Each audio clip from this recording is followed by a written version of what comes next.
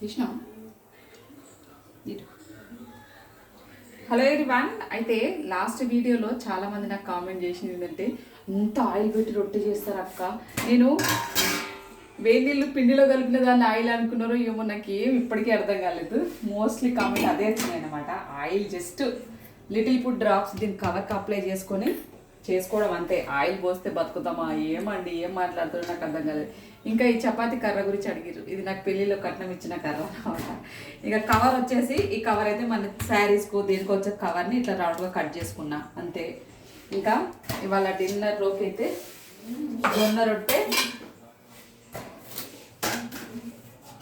With చిక్కుడుకాయ curry, ఇది మా స్పెషల్ ఇవాళ.